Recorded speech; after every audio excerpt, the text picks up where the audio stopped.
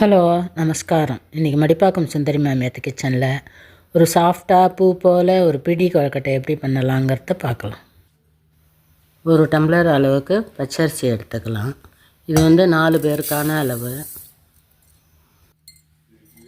கைப்பிடி அளவுக்கு துவரம்பருப்பு போட்டுருக்கேன்.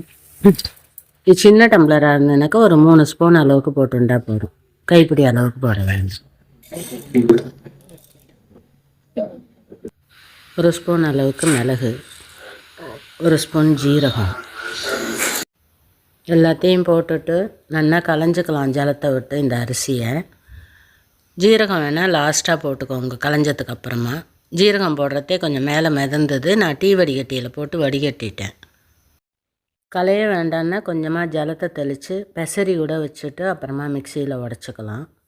நான் களைஞ்சிட்டு ஒட்ட தண்ணியை வடிகட்டிட்டு அதை நல்லா அழுத்தி விட்டுட்டு அரிசியை கையால் தட்டை போட்டு மூடி வச்சுக்கேன். ஒரு 10 நிமிஷத்துக்கு இப்படியே இருந்ததுனாக்கா அது கொஞ்சம் ஊறி உடைக்கிறதே ஒத்தாப்பில் வரும். அதனால இதை மாதிரி பண்ணிக்கணும். இப்போ 10 நிமிஷம் ஆகிடுத்து, நல்லா ஊறி இருக்குது. அந்த அரிசியை நம்ம மிக்சி ஜாரில் சேர்த்து ரவை பதத்துக்கு உடச்சிக்கலாம். பல்ஸ் மோடில் போட்டு ஒரு 4 திருப்பினோன்னாக்கா அழகாக உடஞ்சிரும் ஒத்தாப்பில். ரொம்ப மாவும் ஆகாது.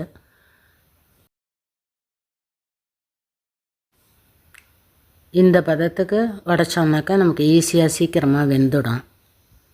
ரொம்ப பெருசாக இருந்தாலும் வேகிறதுக்கு லேட் ஆகும்.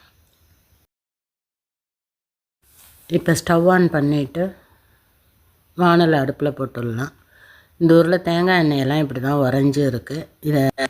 இதை எடுத்து போடுறது தான் ரொம்ப கஷ்டமாக இருக்கும். ஸ்பூனால் தான் எடுத்து போட்டாங்க. ஒரு 4 ஸ்பூன் அளவுக்கு தேங்காய் எண்ணெய் போட்டுக்கலாம், டேபிள் ஸ்பூன் அளவுக்கு. இது தேங்காய் எண்ணெயில் பண்ணுறதே நல்ல டேஸ்ட்டாக வாசனையாக இருக்கும். உங்களுக்கு தேவையாக இருந்தால் இன்னும் கொஞ்சம் கூட எண்ணெய் விட்டுக்கோங்க. எங்களுக்கு இது போகிறோங்கிறதுனால கொஞ்சமாக விட்டுருக்கேன். எண்ணெய் சூடானதும் 2 காஞ்ச மிளகாய் எடுத்து கிள்ளி போட்டுக்கலாம். 1 ஸ்பூன் அளவுக்கு கடுகு போட்டுக்கணும். இது ரொம்ப குட்டி ஸ்பூனாக இருக்கிறதுனால நான் 2 தடவை போடுறேன். பெரிய ஸ்பூனாக இருந்தால் ஒரு 3/4 ஸ்பூன் அளவுக்கு போட்டால் போதும்.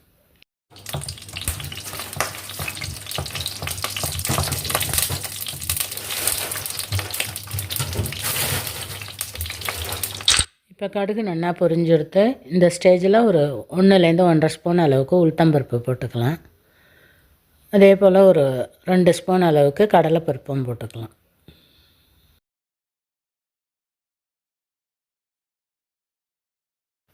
இப்போ இந்த பருப்பெல்லாம் நல்லா செவக்கட்டும். இந்த அளவு செவந்ததுக்கப்புறமா நம்ம பொடியாக நறுக்கி வச்சுருக்கிற 1 இன்ச்சு இஞ்சியே பொடியாக நறுக்கி வச்சுருக்கேன். இஞ்சி வேணுங்கிறவா போட்டுக்கோங்க, வேண்டாங்கிறவா போடாத விட்டுடலாம். பச்சை மிளகா ஒத்துக்கிறவாளுக்கு ஒரு 2 பச்சை மிளகா கூட நறுக்கி போட்டுக்கலாம். கொஞ்சம் கருவேப்பிலை, ஒரு 2 கொத்து கருவேப்பிலையும் எடுத்து அதிலே போட்டுடலாம் கிள்ளி. கொஞ்சமாக பெருங்காயத்தையும் போட்ட உடனே நம்ம இந்த அரிசி உடச்சி வச்சுருக்கோம் இல்லையா, அதே டம்ளரால் ஒரு 2.5 டம்ளர் அளவுக்கு ஜலம் விட்டுக்கலாம். 1 டம்ளர் அரிசிக்கு 2.5 டம்ளர் ஜலம் விட்டுருக்கேன். அது இல்லாமல் ஒரு பொடி துவரம்பருப்பு போட்டிருக்கிறதுனால அதுக்கு ஒரு 1/2 டம்ளர் அளவுக்கு ஜலம் விட்டுருக்கேன். 1 டம்ளர் அரிசிக்கு 2.5 டம்ளர் ஜலம் வச்சோன்னாக்கா கரெக்டாக இருக்கும்.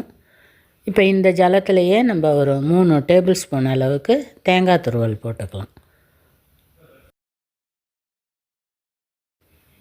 இப்போ இதுக்கு தேவையான அளவுக்கு உப்பையும் போட்டுடலாம். அந்த ஜலத்திலேயே உப்பையும் போட்டுட்டு நல்லா கொதிக்க விடணும். அந்த ஜலத்தை கொதித்ததுக்கப்புறமா நம்ம உடச்சி வச்சுருக்கிற உடசலை எடுத்து உப்புமா உடசலை எடுத்து போட்டு அதில் கலரிடலாம். இப்போ நல்லா ஜலம் கொதிக்க ஆரம்பிச்சுடுத்து. இந்த ஸ்டேஜில் நம்ம உடச்சி வச்சுருக்கிற உடசலை அதில் கொஞ்சம் கொஞ்சமாக தூவி கலரிக்கோங்க.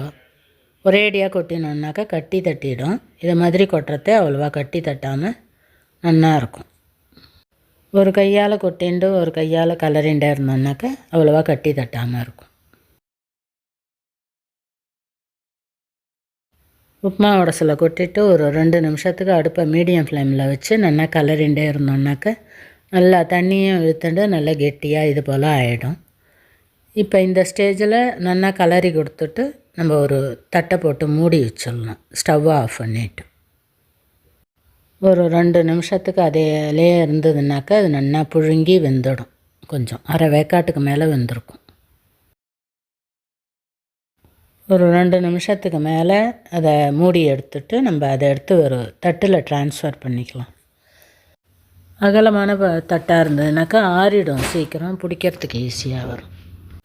இப்போ அந்த வெந்த மாவை கொஞ்சம் கொஞ்சமாக கையில் எடுத்து நமக்கு எந்த சைஸுக்கு வேணுமோ அந்த அளவுக்கு உருட்டி நம்ம ஒரு இட்லி தட்டில் வேக விட்டு எடுத்துக்க வேண்டியது தான்.